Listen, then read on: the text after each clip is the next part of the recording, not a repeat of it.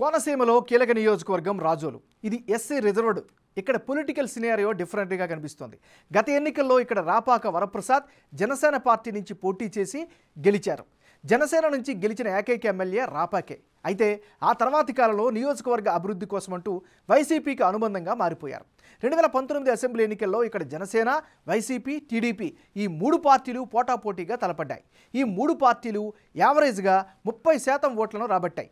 ప్రస్తుతం రాజోలు ఏపీ రాజకీయాల్లో centre of అట్రాక్షన్గా మారింది. ఎందుకంటే జనసేన అధినేత పవన్ కళ్యాణ్ తమ పార్టీ అభ్యర్థి ఇక్కడ పోటీ చేస్తారని ప్రకటించారు. టీడీపీ అభ్యర్థులకు కౌంటర్గా ఈ సీటులో పోటీపై పవన్ క్లారిటీ ఇవ్వడం కీలకంగా మారింది. మరి రాజోలు నియోజకవర్గం ఓటర్ నాడి ఎలా ఉందో తెలుసుకునే ముందు 2019 అసెంబ్లీ ఫలితాలను ఒకసారి చూద్దాం. 2019 ఎన్నికల్లో రాపాక వరప్రసాద్ వర్సెస్ బొంతు రాజేశ్వరరావు వీళ్ళిద్దరి మధ్య ప్రధానంగా పోటీ జరిగింది. ఆ ఎన్నికల్లో అంటే 2019 ఎన్నికల్లో రాజోలు సెగ్మెంట్లో వైసీపీ 32.91% ఓట్లు సాధిస్తే జనసేన నుంచి పోటీ చేసిన రాపాక వరప్రసాద్ 33% ఓట్లు రాబట్టుకుని గెలిచారు. ఇక తెలుగుదేశం పార్టీ 30% ఓట్లను సాధించింది. మరి ఈసారి ఎన్నికల్లో రాజోలు సెగ్మెంట్లో రాజకీయం ఎలా ఉండబోతుందో big TV exclusive detailed election సర్వేలో వెల్లడైనటువంటి అభిప్రాయాలను ఇప్పుడు పరిశీలిద్దాం. అభ్యర్థుల వారీగా ఈ నియోజకవర్గంలో ఎవరెవరి బలాలు ఎలా ఉన్నాయో పరిశీలిద్దాం. ముందుగా రాపాక వరప్రసాద్. ఈయనకి ఈసారి అనుకూలమైనటువంటి అంశాలు ఏమిటి? నియోజకవర్గంలో బలమైన నేతగా మంచి గుర్తింపు అయితే ఈయన పట్ల కనిపిస్తోంది.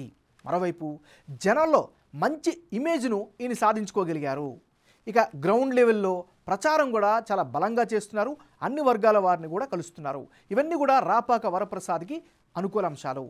మరి ఈయనకి మైనస్ అయ్యే అంశాలు ఏమిటి పరిశీలిస్తే సకినేటిపల్లి నర్సాపురం బ్రిడ్జ్ నిర్మాణం ఆలస్యమవుతూ ఉండడం ఆయా ప్రాంతాల్లో ఈయనకి బాగా నెగిటివ్గా కనిపిస్తోంది. మరోవైపు గ్యాస్ పైప్ లైన్లు తరచూ లీకేజ్ అవుతుండడం, దాని పట్ల సరైన స్పందన లేకపోవడం అదొక మైనస్ అయ్యే అవకాశం ఉంది.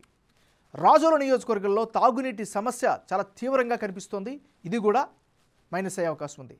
వైసీపీకి అనుబంధంగా మారినా అంతగా అభివృద్ధి చెందలేదు అనేటటువంటి అభిప్రాయం కూడా వినిపిస్తోంది. బలమైన క్యాడర్ సపోర్ట్ లేకపోవడం కూడా మరో మైనస్గా కనిపిస్తోంది. ఇది దీనికి సంబంధించినటువంటి ప్లస్లు మైనస్లు. తెలుగుదేశం పార్టీకి సంబంధించినటువంటి నాయకుడు గొల్లపల్లి సూర్యారావు. మరి ఈ ఎన్నికల్లో గొల్లపల్లి సూర్యారావుకు అనుకూలమైన అంశాలు ఏమిటి? ఏపీ రాజకీయాల్లో సీనియర్ నేతగా ఈయన పట్ల అయితే చాలా మంచి గుర్తింపు కనిపిస్తోంది. నెక్స్ట్ గొల్లపల్లి హయాంలో జరిగినటువంటి అభివృద్ధిని ప్రజల్లో అయితే మాత్రం వినిపిస్తోంది, కనిపిస్తోంది. టిక్కెట్ ఎవరికి వచ్చినా సపోర్ట్ చేసే పరిస్థితులు అయితే అక్కడ స్థానికంగా కనిపిస్తున్నాయి. ఇవన్నీ ఈయనకి సంబంధించినటువంటి గ్రౌండ్ రియాలిటీ. జనసేన పార్టీకి చెందినటువంటి నాయకుడు బొంతు రాజేశ్వరరావు. మరి బొంతు రాజేశ్వరరావుకి ప్లస్లు ఏమిటి? గతంలో 2 సార్లు పోటీ చేసి ఓడిపోయారు అనే సానుభూతి ఈసారి కనిపించే అవకాశం ఉంది. మరోవైపు తెలుగుదేశం కనుక పొత్తులో ఈయనకి కనుక టికెట్ ఇస్తే తెలుగుదేశం పార్టీ సపోర్ట్తో గెలుపు చాలా సులభం అనేటటువంటి అభిప్రాయం కనిపిస్తోంది. మరోవైపు 2 పార్టీలకు సంబంధించినటువంటి బలమైన క్యాడర్ సపోర్ట్ కూడా ఈయనకి దక్కే అవకాశాలు కనిపిస్తున్నాయి. ఇది ఈయనకి సంబంధించినటువంటి గ్రౌండ్ రియాలిటీ. ఇక జనసేన పార్టీకి చెందినటువంటి మరో నాయకుడు దేవ వరప్రసాద్. మరి దేవ వరప్రసాద్కి అనుకూలమైన అంశాలు ఏమిటి? స్ట్రాంగ్ పార్టీ క్యాడర్ అండదండలైతే ఈయన పట్ల కనిపిస్తున్నాయి. మరోవైపు నియోజకవర్గంలో ఎప్పటికప్పుడు వచ్చిన అవకాశాన్ని అందిపుచ్చుకుంటున్నారు, పట్టు పెంచుకోగలుగుతున్నారు. ఇక రిటైర్డ్ ఐఏఎస్గా కూడా జనంలో మంచి గుర్తింపు అయితే ఈయన పట్ల కనిపిస్తోంది. అదే సమయంలో పార్టీ అధినేత పవన్ కళ్యాణ్ ఇమేజ్ కూడా ఈయనకి ఎంతో కొంత బాగా అడ్వాంటేజ్ అయ్యే అవకాశం ఉంది. ఇది ఈయనకి సంబంధించినటువంటి గ్రౌండ్ డీటెయిల్స్. ఇక రానున్న ఎన్నికల్లో రాజోలు నియోజకవర్గంలో ఎవరెవరు బరిలో ఉంటే ఫలితాలు ఏ విధంగా వచ్చే అవకాశం ఉందో ఇప్పుడు పరిశీలిద్దాం. ముందుగా రాపాక వరప్రసాద్ వర్సెస్ బొంతు రాజేశ్వరరావు.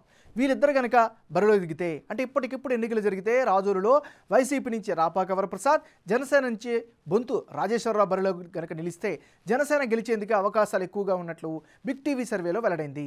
ఇక్కడ జనసేన అభ్యర్థి 57% ఓట్లు సాధించి గెలిచే ఛాన్సెస్ ఉందని తెలుస్తోంది. అదే సమయంలో ప్రస్తుత సిట్టింగ్ ఎమ్మెల్యే రాపాక వరప్రసాద్ 38% ఓట్లు సాధిస్తారని తెలుస్తోంది. అలాగే ఇతరులకు 5% ఓట్లు వచ్చే ఛాన్స్ ఉన్నట్లుగా కూడా బిగ్ టీవీ సర్వేలో తేలింది. 2014, 2019లో పోరాడి ఓడిన రాజేశ్వరరావు పట్ల జనంలో సానుభూతి ఓటు పెరుగుతుందని తేలింది. అయితే ఇక్కడ టిక్కెట్ రేసులో రాపాక రమేష్ బాబు, దేవ వరప్రసాద్ కూడా ఉన్నారు. కానీ ఎవరికి టిక్కెట్ దక్కినా సహకారం అందిస్తామని అంటున్నారు. రాపాక వరప్రసాద్ వర్సెస్ దేవ వరప్రసాద్ వీళ్ళిద్దరి మధ్య కనుక పోటీ జరిగితే అంటే రాజోలులో రాపాక వరప్రసాద్పై జనసేన నుంచి దేవ వరప్రసాద్ పోటీ చేస్తే గెలుపు అవకాశాలు జనసేన పార్టీ వైపే ఉండే అవకాశాలు కనిపిస్తున్నాయని బిగ్ టీవీ సర్వేలో తెలుస్తోంది. ఇక్కడ జనసేన అభ్యర్థిగా దేవ వరప్రసాద్ పోటీ చేస్తే 54% ఓట్లు సాధించే ఛాన్సెస్ కనిపిస్తున్నాయి. అదే సమయంలో రాపాక వరప్రసాద్ 41% ఓట్లు రాబట్టే అవకాశాలు అయితే ఉన్నాయి. అలాగే ఇతరులకు 5% ఓట్లు వచ్చే ఛాన్సెస్ ఉందని బిగ్ టీవీ సర్వేలో తెలుస్తోంది. రాజోలులో జనసేన పార్టీకి జనం మద్దతు చాలా బలంగా కనిపిస్తోంది. 2014 నుంచి స్ట్రాంగ్ క్యాడర్ పవన్ పార్టీకి ఏర్పడింది.